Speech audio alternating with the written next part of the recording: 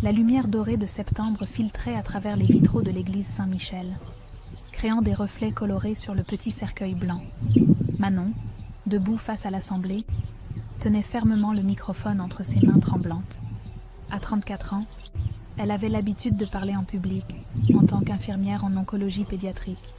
Elle animait régulièrement des conférences sur l'accompagnement des familles. Mais aujourd'hui, les mots semblaient coincés dans sa gorge. Lucas était... Elle s'arrêta, respirant profondément. Lucas était la lumière de ma vie. Pendant 8 ans, il a illuminé chaque jour de sa curiosité, de sa gentillesse, de son rire contagieux. Dans l'assemblée, elle voyait les visages émus de ses collègues de l'hôpital, des parents qu'elle avait accompagnés, des amis de Lucas. Plus de 200 personnes étaient venues rendre hommage à son petit garçon. La chaleur de leur présence lui donnait la force de continuer. Il y a 3 mois, quand les médecins nous ont annoncé que sa leucémie était en rémission complète, Lucas m'a dit « Maman, maintenant on peut faire tous nos projets, comme habiter dans la belle maison de grand-maman. » Sa voix se brisa légèrement.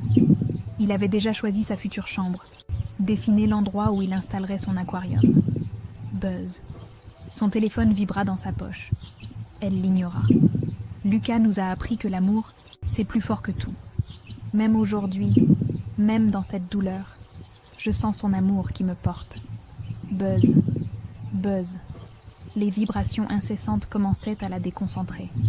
Dans le premier rang, Thomas, son mari, la regardait avec une tendresse infinie, malgré ses yeux rougis par les larmes. À côté de lui, une place vide, celle que Céline, sa sœur cadette, avait occupée en début de cérémonie, avant de sortir, répondre à un appel urgent. Je vous demande de garder de Lucas le souvenir d'un petit garçon qui croyait en la beauté du monde, qui... Buzz, buzz, buzz. Cette fois, les vibrations étaient si insistantes qu'elle ne put s'empêcher de jeter un coup d'œil discret à son écran. Céline. Encore. Pour la 10e fois depuis le début de la cérémonie. Ma chérie, j'espère que tu viendras quand même ce soir. Tout le monde t'attend. Lucas aurait voulu qu'on célèbre la vie. Manon cligna des yeux, certaine d'avoir mal lu. Ce soir, célébrer? Un autre message apparut immédiatement. N'oublie pas, 20h pile. J'ai hâte de te montrer comme j'ai aménagé la maison. Tu vas adorer. Le microphone faillit lui échapper des mains.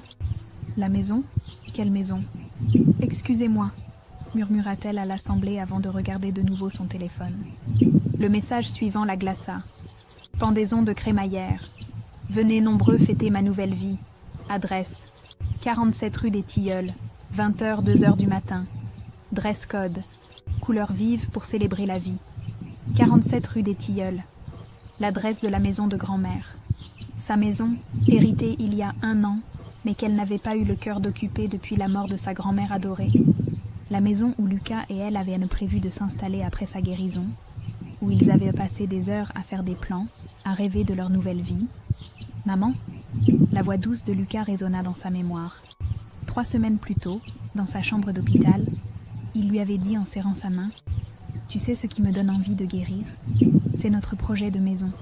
J'ai tellement hâte qu'on soit juste tous les deux dans notre chez-nous. » Les larmes coulèrent librement sur ses joues. Mais cette fois, ce n'était plus seulement de la tristesse. C'était quelque chose de plus sombre, de plus brûlant. Lucas voulait que je termine par ces mots, dit-elle d'une voix qui retrouvait sa fermeté. Il m'a dit « Maman, promets-moi que si je pars avant toi, tu resteras la femme forte que j'admire. Promets-moi que tu ne laisseras personne te faire du mal. » Elle leva les yeux vers l'assemblée, son regard croisant celui de Thomas qui fronçait les sourcils, inquiet de ce changement de ton. Je lui ai promis, et je tiendrai ma promesse. Après la cérémonie, sur le parvis de l'église, Manon cherchait Céline des yeux quand celle-ci apparut enfin, rayonnante dans une robe rose fuchsia qui contrastait violemment avec le noir de deuil de l'assemblée. « Ma pauvre chérie !» s'exclama Céline, en l'enlaçant avec une énergie déplacée. « Quel bel hommage! Lucas aurait été fier. »« Céline, » commença Manon d'une voix dangereusement calme, « peux-tu m'expliquer tes messages ?»« Oh ça !» Céline eut un rire cristallin. « J'espère que tu ne m'en veux pas, mais j'ai organisé une petite fête ce soir. Je me suis dit qu'après cette journée si triste, on avait tous besoin de se changer les idées. Une fête, répéta Manon lentement. Le jour des obsèques de mon fils. Mais enfin, ma chérie. Céline posa une main compatissante sur son bras. Cette fatalité ne doit pas gâcher une si belle soirée. Et puis, cette maison qui reste vide depuis des mois, au moins, elle va servir à quelque chose de joyeux. Le sang de Manon ne fit qu'un tour, mais avant qu'elle puisse répondre, leurs parents s'approchèrent. Brigitte, leur mère, arborait une expression gênée, mais déterminée. « Manon, ma chérie, dit-elle en évitant son regard. Céline nous a expliqué pour ce soir. C'est peut-être une bonne idée. Il faut penser aux vivants. Maman ?» Manon n'en croyait pas ses oreilles. « Ta sœur traverse une période difficile avec son divorce, » ajouta Jean-Claude, leur père, d'un ton qui se voulait raisonnable. « Un peu de bonheur ne fait de mal à personne. Et cette maison, tu n'y vas jamais. » Manon regarda sa famille. Sa sœur souriante en rose shocking, ses parents qui évitaient de son regard, et elle comprit avec une clarté terrible qu'elle était complètement seule. « Alors, dit-elle d'une voix qui retrouvait peu à peu sa force, vous trouvez normal d'organiser une fête dans ma maison le jour où j'enterre mon fils ? Ma maison ?» Céline haussa un sourcil. « Enfin, Manon, on sait bien que tu ne t'en sers pas, et j'ai investi tellement d'énergie à la remettre en état. » « Investi ? Mais oui, le ménage, l'aménagement, la décoration. Je l'ai fait revivre, cette maison. Tu devrais me remercier. » Pour la première fois depuis des jours, Manon sentit quelque chose d'autre que de la douleur l'envahir, quelque chose qui ressemblait à de la détermination. Dans la poche de sa veste noire, elle serra les clés de sa maison, celle que Lucas lui avait demandé de toujours garder avec elle. « Pour notre future maison, maman. Notre secret. » Un sourire étrange apparut sur ses lèvres. « Tu as raison, Céline. Cette soirée va être mémorable. » Le parking de l'église se vidait lentement sous le soleil de fin d'après-midi. Manon observait les derniers visiteurs partir, serrant les mains, murmurant des condoléances sincères. La normalité de ses gestes contrastait violemment avec l'absurdité de ce qu'elle venait d'entendre. Thomas s'approcha d'elle, desserra sa cravate noire et posa une main protectrice sur son épaule. « Tu vas bien ? Tu as l'air différente. » « Différente comment ? Je ne sais pas. Plus déterminée ?» Il fronça les sourcils. Qu'est-ce qui s'est passé avec Céline ? Avant qu'elle puisse répondre, sa sœur revenait vers eux, son téléphone à la main, visiblement excitée. « Oh là là, quel succès ! J'ai déjà 15 confirmations pour ce soir. Mes collègues de l'agence sont ravis de découvrir la maison. Et figure-toi que Sandra, tu te souviens, mon ancienne voisine ? Elle amène ses amis de Paris. On va être au moins 60. 60 personnes, répéta Manon lentement, dans ma maison, le jour où j'enterre Lucas. Céline balaya l'air de la main comme pour chasser une mouche agaçante. Mais enfin, arrête avec ça. Lucas aurait voulu qu'on soit heureux. Il était si joyeux, si plein de vie. Il détesterait nous voir tous déprimés. Tu ne sais rien de ce que Lucas aurait voulu. Bien sûr que si, j'étais sa tante préférée. Céline eut ce sourire éclatant qui lui avait toujours permis de manipuler leur entourage. Et puis, franchement, cette maison qui reste vide depuis des mois. Grand-mère aurait été horrifiée de la voir si triste. Le mensonge était si énorme que Manon resta sans voix une seconde. Céline avait à peine connu leur grand-mère, ne lui rendait jamais visite de son vivant. « Céline, » dit Thomas d'une voix où perçait l'incrédulité, « tu te rends compte de ce que tu dis ? » « Oh, Thomas, toi au moins, tu me comprends. » Elle se tourna vers lui avec une expression suppliante. « Dis-lui que c'est une bonne idée. Vous avez tous les deux besoin de vous changer les idées. Cette atmosphère de mort, c'est malsain. » Manon vit son mari hésiter. 3 ans de lutte contre la maladie de Lucas l'avaient épuisée émotionnellement. L'idée de passer une soirée normale, entourée de gens qui riraient et parleraient d'autre chose que de cancer et de deuil, devait lui sembler tentante. Peut-être qu'effectivement... Thomas. Le ton de Manon le fit sursauter. Non, écoute, chérie. Je ne dis pas que c'est une bonne idée, mais... Peut-être qu'on pourrait juste passer dire bonjour ? Rapidement ? Céline battit des mains comme une petite fille. Exactement. Juste pour montrer qu'on est une famille soudée. Et puis, Manon, tu pourras voir comme j'ai bien arrangé la maison. J'ai même fait nettoyer les vitres. Tu vas adorer. Tu as fait nettoyer les vitres, répéta Manon d'une voix blanche. Dans ma maison. Oh, arrête avec tes grands mots. On sait tous que tu ne t'en sers pas de cette maison. Au moins moi, je lui redonne vie. » Leurs parents, qui s'étaient approchés discrètement, hochèrent la tête d'un air approbateur. « Céline a raison, » dit leur mère d'un ton qui se voulait apaisant. Cette maison était le projet de grand-mère. Elle voulait qu'elle soit habitée, qu'elle accueille de la joie. « Maman, » coupa Manon, « grand-mère m'a légué cette maison à moi, spécifiquement à moi. »« Oui, mais... » Jean-Claude toussota. « Enfin, ma chérie, soyons réalistes. Avec la situation de Lucas, puis maintenant, tu n'as jamais eu le temps de t'en occuper vraiment. »« Alors que Céline, elle, s'en occupe si bien, » ajouta Brigitte avec un sourire encourageant vers sa cadette. « Elle nous a montré les photos. C'est magnifique. »« Des photos ?» Manon sentit quelque chose de glacé descendre le long de sa colonne vertébrale. « Quelle photo ?» Céline eut un petit rire gêné. « Oh, rien d'extraordinaire. Juste quelques clichés pour Instagram, tu sais bien, histoire de montrer les travaux d'aménagement. Montre-moi. Enfin Manon, ce n'est vraiment pas le moment de... Montre-moi, maintenant. » Céline soupira et tendit son téléphone avec l'air d'une martyre. L'écran s'illumina sur son profil Instagram. Manon fit défiler les images et sentit le sol se dérober sous ses pieds. Photo après photo, sa sœur avait documenté sa transformation de la maison. Son salon avec de nouveaux meubles, sa cuisine réaménagée, son jardin décoré de guirlandes lumineuses. Et partout, des légendes joyeuses. Ma nouvelle vie commence ici. Enfin chez moi. Nouveau départ après le divorce.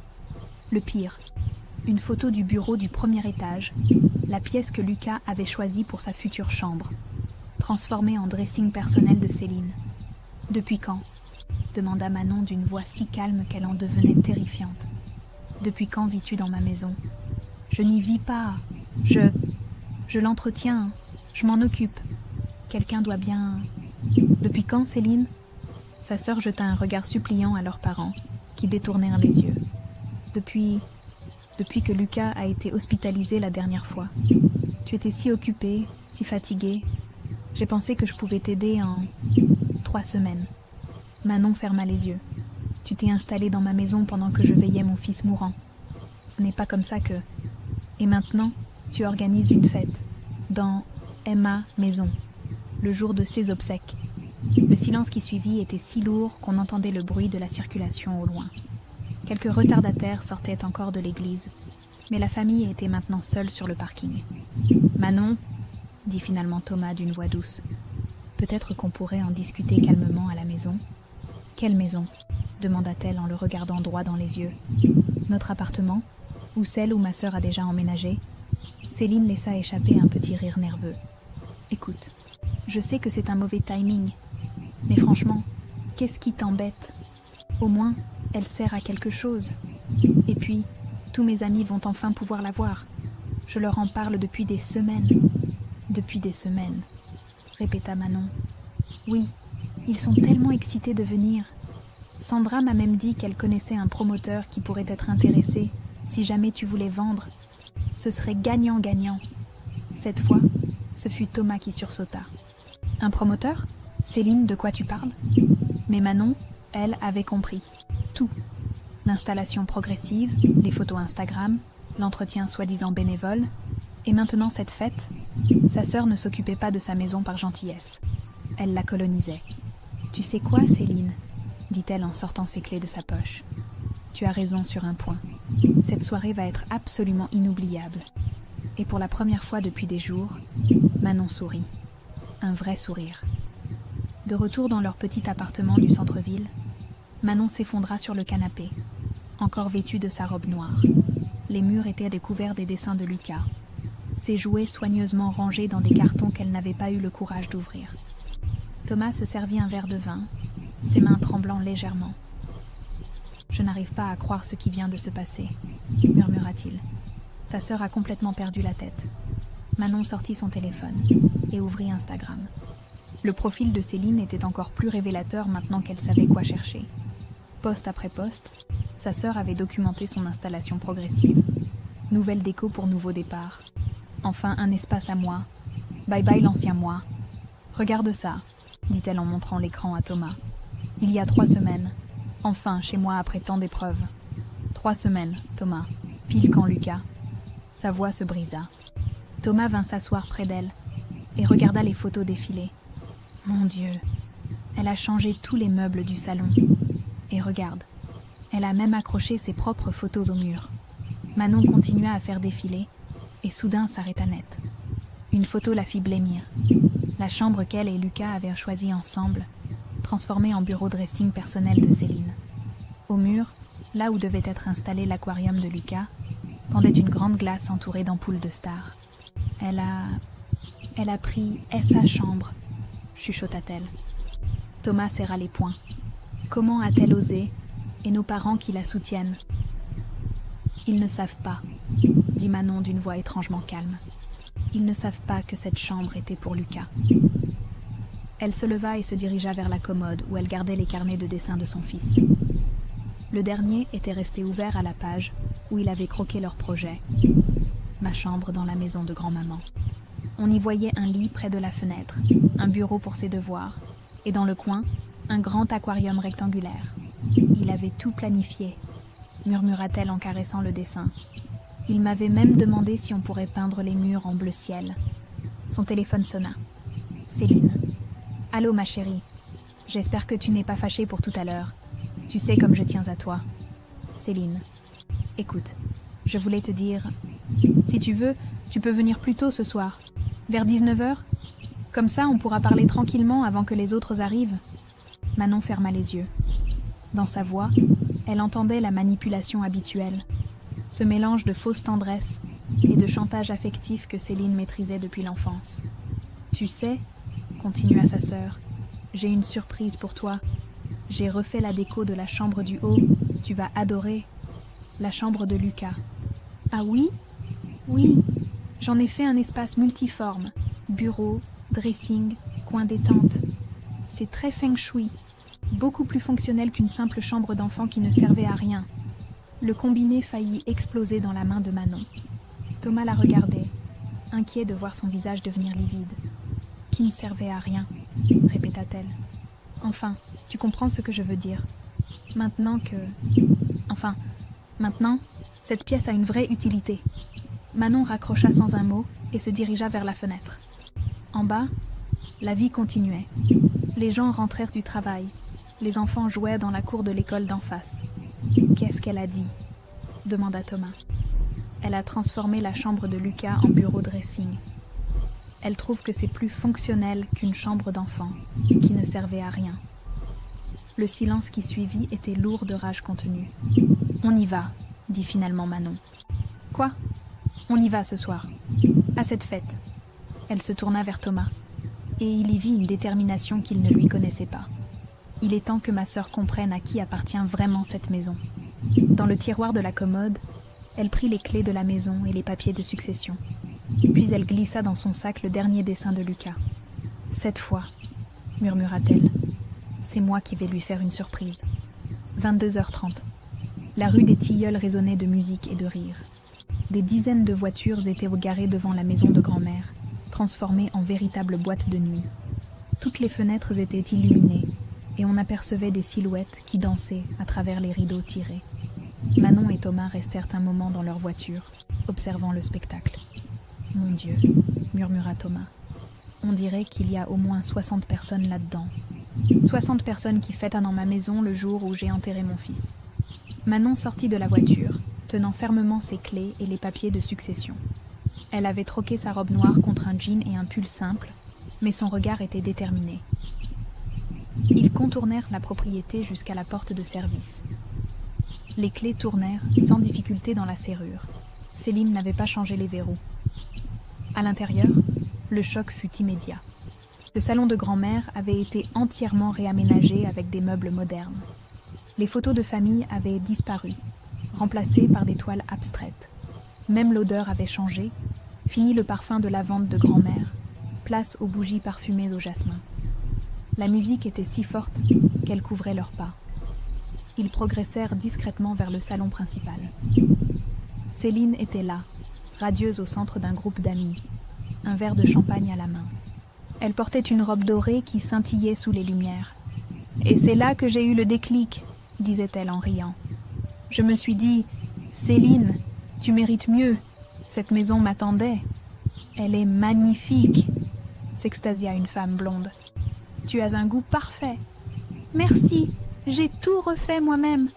Enfin, j'ai eu de l'aide pour les gros travaux, mais la décoration, c'est 100% moi. » Manon et Thomas échangèrent un regard. L'aide, c'était l'argent de Manon, qui payait les charges et l'entretien de cette maison. Un homme en costume se pencha vers Céline. « Tu comptais la mettre en location saisonnière ? Avec cette déco et l'emplacement, tu pourrais faire fortune. »« Oh, j'y pense, » répondit Céline avec un clin d'œil. « Mais pour l'instant, je profite. Après mon divorce catastrophique, j'avais besoin d'un nouveau départ. Tu l'as mérité, » lancèrent plusieurs voix en chœur. Manon sentit Thomas poser une main rassurante sur son bras. Elle respirait profondément, contrôlant sa colère. Soudain, Céline leva son verre. « Mes amis, je veux porter un toast. » La musique baissa, et tous les regards se tournèrent vers elle. « À ma nouvelle vie, à cette maison qui m'accueille enfin, et à ma grand-mère qui, j'en suis sûre, approuverait ce nouveau souffle de jeunesse. À Céline !»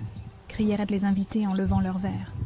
C'est à ce moment que Manon sortit de l'ombre et entra dans la lumière du salon. Le silence se fit progressivement, comme une vague qui retombe. Les conversations cessèrent une par une.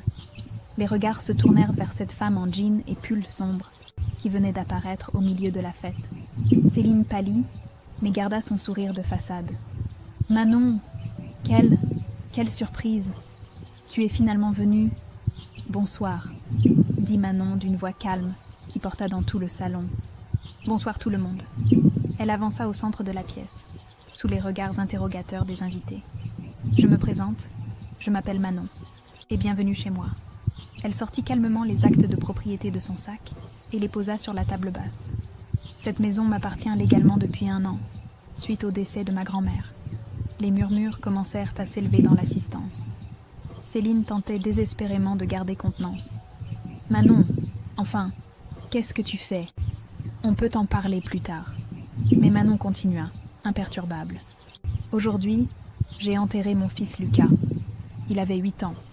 Il est mort d'une leucémie. » Un silence de plomb s'abattit sur la pièce. Ma sœur le savait parfaitement. Et elle a choisi d'organiser sa fête de pendaison de crémaillère dans ma maison, le jour des obsèques de mon enfant. L'effet fut immédiat. Plusieurs invités posèrent leur verre, l'air choqué. D'autres regardaient Céline avec incrédulité. « Maintenant, » dit Manon en souriant pour la première fois de la soirée, « la vraie fête peut commencer. » Le silence dans le salon était assourdissant. 60 paires d'yeux fixaient Manon, puis Céline, puis de nouveau Manon. L'ambiance festive s'était évaporée d'un coup, laissant place à un malaise palpable. Une femme aux cheveux gris fut la première à réagir. « Excusez-moi, » dit-elle en posant son verre sur la table. « Je ne savais pas. Mes condoléances, madame. » Elle se dirigea rapidement vers la sortie. Son geste brisa la paralysie générale, et plusieurs autres invités commencèrent à murmurer des excuses, tout en récupérant leurs affaires. Céline paniqua. « Attendez, ne partez pas, il y a un malentendu. » Elle se tourna vers Manon avec un sourire crispé. « Ma sœur est... Elle traverse une période difficile. Le chagrin lui fait dire n'importe quoi. » N'importe quoi. Manon sortit son téléphone et ouvrit le profil Instagram de Céline. « Regardez tous. Voici les photos que ma sœur a publiées ces dernières semaines. » Elle tendit l'écran vers les invités les plus proches. « Là, enfin chez moi après tant d'épreuves. Publié il y a 3 semaines. Le jour où Lucas entrait en soins palliatifs. » Un jeune homme en chemise blanche recula d'un pas. « Céline, c'est vrai ? C'est compliqué, » bégaya Céline. « Cette maison était abandonnée. Ma sœur n'y allait jamais. Parce que j'étais à l'hôpital, » dit Manon calmement, « auprès de mon fils mourant. Pendant que toi, tu t'installais ici et postais des photos de ta nouvelle vie. » Thomas s'avança et posa une main protectrice sur l'épaule de sa femme. « Pour information, » dit-il aux invités encore présents, Lucas connaissait cette maison. Il avait choisi sa future chambre. Il avait même dessiné où il voulait mettre son aquarium. Céline devint livide. « Vous ne comprenez pas. J'essayais de l'aider. Cette maison lui faisait peur. Elle était trop chargée de souvenirs de grand-mère. Vraiment ? Manon sortit le dessin de Lucas de son sac et le déplia devant l'assistance. Voici ce que Lucas a dessiné la semaine dernière. Sa chambre dans notre future maison. Le dessin parlait de lui-même. Un lit près de la fenêtre, un bureau, et dans le coin, soigneusement crayonné, un grand aquarium avec des poissons colorés. En bas de la page, l'écriture appliquée d'un enfant de 8 ans. Ma chambre chez grand-maman. Moi et maman. On sera heureux là. Cette fois, l'émotion gagna plusieurs invités. Une femme essuya discrètement une larme. L'homme en costume qui parlait plutôt de location saisonnière regardait maintenant Céline avec dégoût. Tu nous as fait venir faire la fête le jour des obsèques de ton neveu, dans la maison de ta sœur. Ce n'est pas... Vous ne comprenez pas la situation familiale ? Si, je comprends très bien, dit une autre femme en récupérant son sac. Et je ne veux pas en faire partie. L'exode s'accéléra. En 10 minutes, il ne restait plus que quelques proches de Céline, visiblement mal à l'aise. Céline, dit finalement Sandra, son ancienne voisine. Je crois qu'il vaut mieux que j'y aille. On se rappelle. Et elle partit à son tour, laissant Céline pratiquement seule dans ce qui avait été sa fête triomphale. Voilà, dit Manon, en rangeant soigneusement le dessin de Lucas. Maintenant que tout le monde sait la vérité, nous pouvons avoir une vraie conversation. Elle se tourna vers Céline, qui tentait encore de sauver les apparences devant les 3 derniers invités. À moins que tu préfères continuer ce spectacle devant témoins. Céline regarda autour d'elle, réalisant qu'elle avait perdu. D'un geste brusque, elle fit signe aux derniers invités de partir. Bon, d'accord, vous pouvez y aller. On se rappelle demain. Quand la porte se referma sur le dernier invité, le silence retomba dans la maison. Mais cette fois, Manon n'était plus seule face à sa sœur.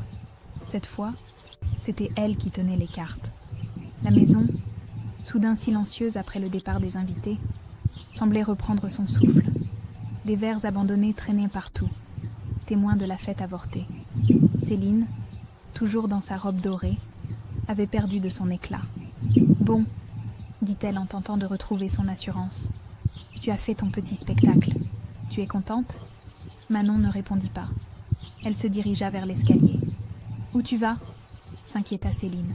« Voir ce que tu as fait à la chambre de Lucas. »« Manon, attends !» Mais elle était déjà à l'étage. La porte de ce qui devait être la chambre de son fils était ouverte. Le choc fut immédiat.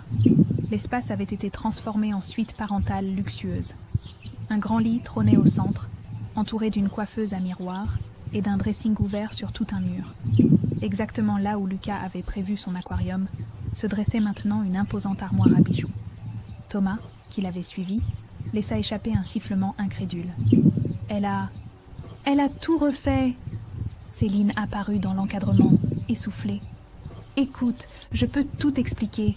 Cette pièce ne servait à rien. Au moins maintenant... » « Elle servait, » coupa Manon d'une voix blanche. « Elle servait au rêve de mon fils. Mais enfin, sois réaliste. Lucas est... Enfin, il n'en a plus besoin. Et moi, j'ai investi des milliers d'euros dans ses travaux. » Thomas se tourna vers elle, incrédule. « Tu viens vraiment de dire ça ? Quoi ? C'est la vérité. J'ai engagé un décorateur, acheté tous ces meubles. Cette maison était un musée poussiéreux. Je l'ai fait revivre. » Manon ouvrit l'armoire à bijoux. Elle était pleine de accessoires de Céline, soigneusement rangés dans des écrins de velours. « Combien ?» demanda-t-elle calmement. « Quoi ? Combien as-tu dépensé ? Puisque tu comptes apparemment te faire rembourser. » Céline hésita, puis releva le menton avec défi. 15 000 euros. Peut-être 20 avec la main-d'œuvre. 20 000 euros, répéta Thomas. Tu as dépensé 20 000 euros dans une maison qui ne t'appartient pas. Mais c'était pour la famille, pour que Manon ait envie de venir ici après ce qui s'est passé. En effaçant toute trace de Lucas, Céline perdit patience. « Oh, arrêtez avec ça! Vous croyez que garder cette maison comme un sanctuaire va le ramener ? Il est mort, d'accord ? Lucas est mort. Et moi, je suis vivante. J'ai le droit de vivre. » Le silence qui suivit était glacial. Manon se tourna lentement vers sa sœur. « Tu as raison, » dit-elle d'une voix dangereusement calme. « Tu as le droit de vivre, mais pas chez moi. Elle sortit son téléphone et composa un numéro. « Qu'est-ce que tu fais ?»« J'appelle un serrurier pour changer les serrures. »« Dès ce soir. »« Tu ne peux pas faire ça. J'ai investi dans cette maison. J'ai des droits. »« Quels droits ?» Manon montrait maintenant les actes de propriété. « Tu n'as jamais payé de loyer, jamais signé de bail. Tu es une squatteuse, Céline. »« Une squatteuse ?» Céline explosa. « Je suis ta sœur. Cette maison, grand-mère l'aurait léguée à nous deux si elle avait été juste. Toi, tu avais déjà un mari, un enfant. Moi, j'avais rien. Et c'est pour ça que tu l'as prise ? Je l'ai sauvée. Elle se dégradait. Les gouttières fuyaient. Le jardin était en friche. Au moins moi, je m'en occupe. » Thomas secoua la tête. « Céline, tu te rends compte de ce que tu dis ? Tu parles d'occupation illégale comme si c'était un service rendu. Et vous parlez comme si j'étais une étrangère ? Je suis de la famille. » Manon raccrocha son téléphone. « Le serrurier arrive dans 1 heure. Tu as 60 minutes pour prendre tes affaires personnelles et partir. Tu ne peux pas me mettre dehors. Pas ce soir. Où veux-tu que j'aille ? Chez nos parents, dans un hôtel, chez une amie. Je m'en fiche. » Céline la regarda avec des yeux ronds, réalisant enfin que sa sœur ne plaisantait pas. « Manon, s'il te plaît, on peut trouver un arrangement. Je peux te payer un loyer, ou alors on partage les frais. Cette maison est assez grande pour deux. » Non. Mais... Non, Céline. Tu as organisé une fête le jour des obsèques de mon fils, dans sa future chambre. Il n'y a pas d'arrangement possible. Pour la première fois de la soirée, Céline sembla réaliser l'énormité de ce qu'elle avait fait. Ses yeux se remplirent de larmes. Je ne pensais pas à mal. Je voulais juste recommencer ma vie quelque part de beau, aux dépens de la mienne. Céline tenta un dernier argument, jouant sa carte habituelle. « Et nos parents ? Tu crois qu'ils vont accepter ça ? Ils vont encore dire que tu es trop dur, que... Nos parents, coupa Manon, peuvent penser ce qu'ils veulent. Moi, j'ai promis quelque chose à Lucas avant qu'il meure. » Elle s'approcha de Céline et la regarda droit dans les yeux. « Je lui ai promis que je ne laisserai plus personne me faire du mal. Plus jamais. » Dans le regard de sa sœur, Céline lut une détermination qu'elle n'y avait jamais vue. Et pour la première fois de sa vie, elle eut peur de Manon. 1 heure plus tard, le serrurier terminait de changer la dernière serrure. Céline avait fait ses bagages en silence, entassant ses affaires dans 3 grandes valises. Ses beaux meubles et sa décoration resteraient. Elle n'avait nulle part où les emmener. « Voilà, madame, » dit l'artisan, en tendant les nouvelles clés à Manon. « Tout est changé. Porte d'entrée, porte de service, fenêtre du rez-de-chaussée. Merci beaucoup. » Céline traînait ses valises vers sa voiture, sous le regard silencieux de Thomas. Au moment de monter en voiture, elle se retourna vers Manon. « Tu sais, » dit-elle d'une voix étranglée, « il y a quelque chose que tu ne sais pas. Sur Lucas. » Manon se figea. « Quoi ? Le jour où il a été hospitalisé en urgence, la dernière fois. Qu'est-ce que tu veux dire ?» Céline hésita, puis sembla prendre une décision désespérée. « J'étais avec lui cet après-midi-là. Tu étais parti faire des courses, tu te souviens ? Tu m'avais demandé de le surveiller. » Le sang de Manon se glaça. Elle se souvenait parfaitement de ce jour. Lucas s'était senti mal soudainement, vomissant du sang. L'ambulance était arrivée dans les 20 minutes. Et il m'a dit qu'il avait très mal au ventre, depuis le matin. Mais il n'osait pas te le dire parce que tu avais l'air fatigué. Thomas s'approcha, sentant la tension monter. « Céline, où tu veux en venir ?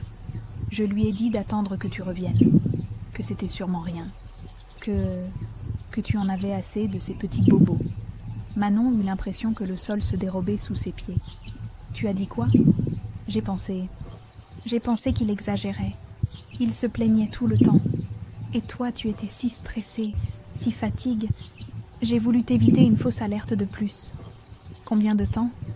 La voix de Manon était devenue un murmure terrifiant. Combien de temps, quoi ? Combien de temps Lucas a-t-il eu mal avant que tu m'appelles ? Céline déglutit avec difficulté. 2, peut-être 3 heures. Le silence qui suivit était assourdissant. Thomas posa instinctivement une main protectrice sur l'épaule de sa femme. « Les médecins ont dit, » continua Céline d'une voix de plus en plus faible, « que si on l'avait amené plus tôt, ils auraient peut-être pu... Enfin, que ça aurait changé quelque chose. Manon la regarda fixement, et Céline vit dans ses yeux quelque chose qui la glaça.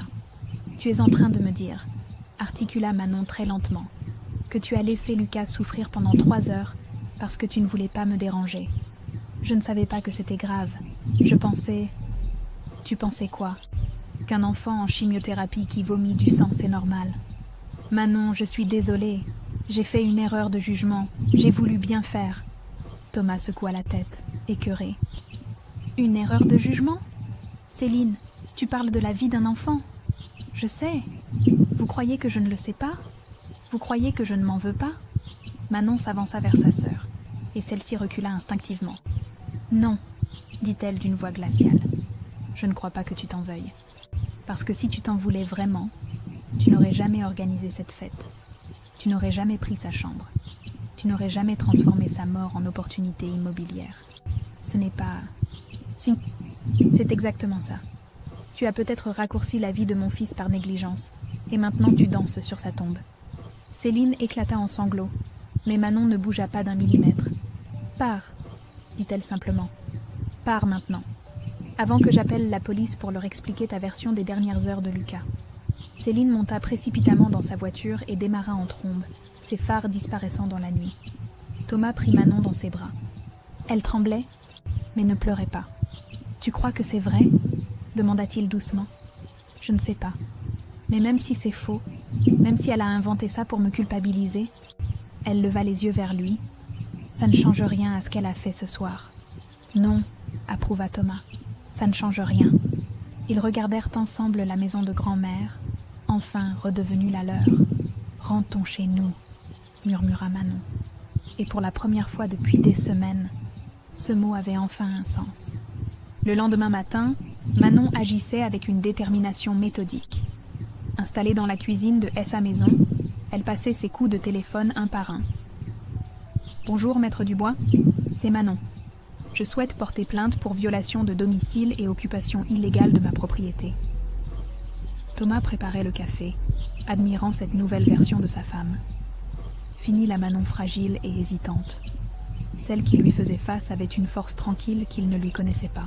« Deuxième appel, » annonça-t-elle en composant un autre numéro. « Bonjour Sandra, c'est Manon, la sœur de Céline. J'ai quelque chose d'important à vous expliquer sur la soirée d'hier. » En 1 heure, elle contacta 15 personnes qui étaient à la fête. À chacune, elle expliqua calmement la situation, sans dramatiser, juste en rétablissant les faits. « Je ne cherche pas à diaboliser ma sœur, » répétait-elle. « Je veux juste que vous compreniez pourquoi j'ai agi comme je l'ai fait. » L'effet fut immédiat. Les gens étaient choqués, compatissants, et surtout, ils transmettaient l'information. En quelques heures, tout le cercle social de Céline était au courant de la vérité. À 11 heures, leurs parents débarquèrent, visiblement contrariés. « Manon !» s'exclama leur mère en entrant sans frapper.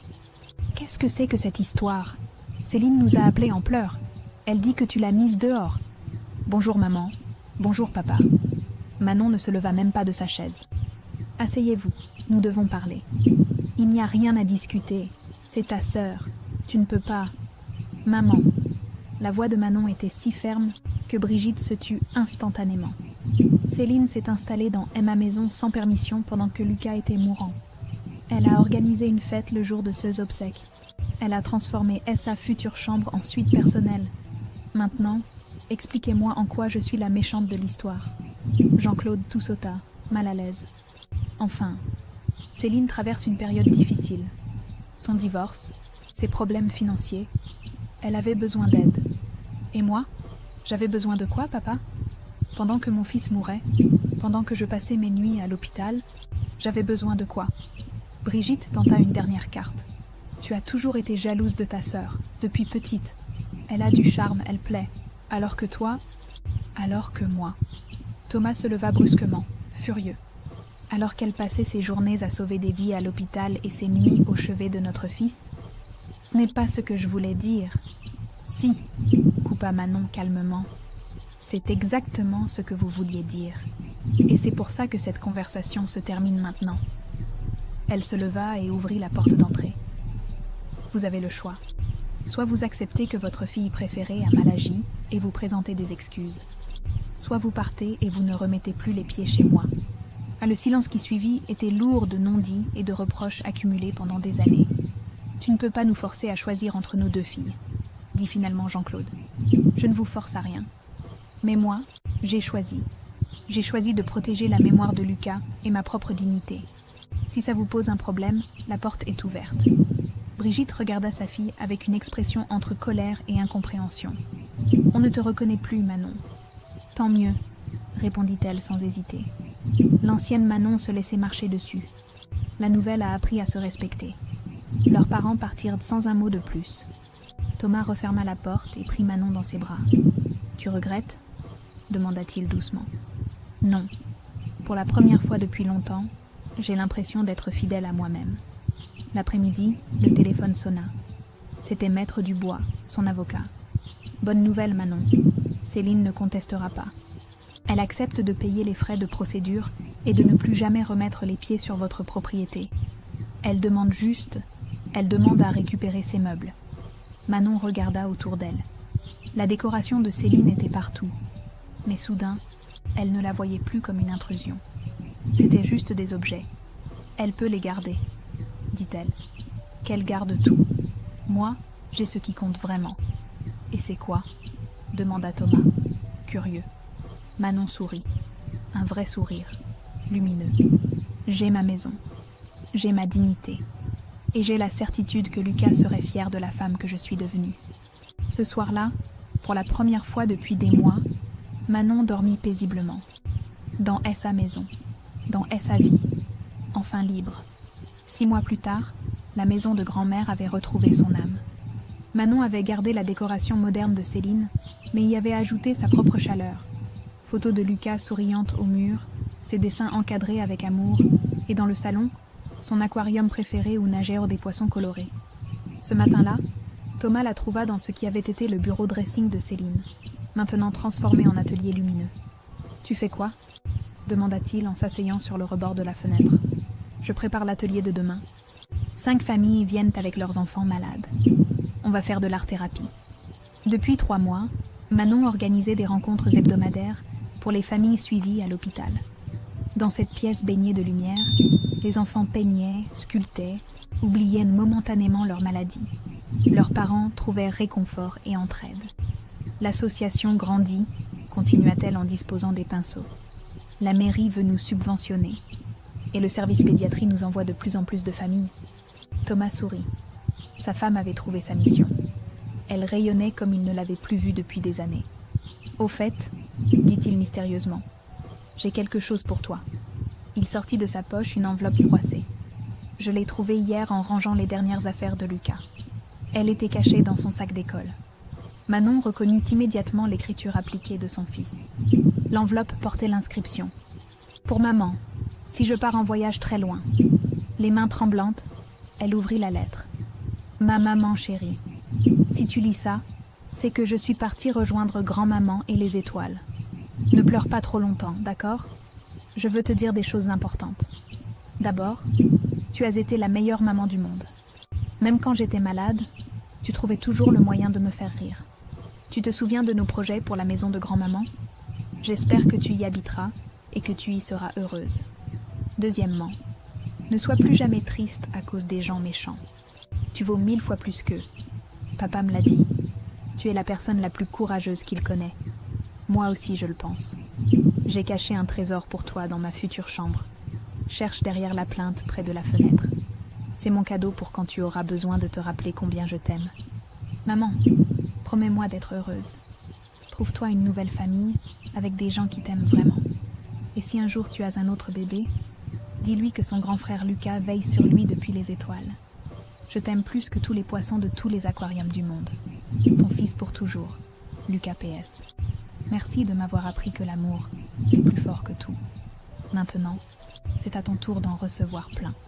Manon pleurait et souriait en même temps. Thomas s'agenouilla près d'elle, cherchant la plainte dont parlait Lucas. Il la souleva délicatement et en sortit une petite boîte en métal.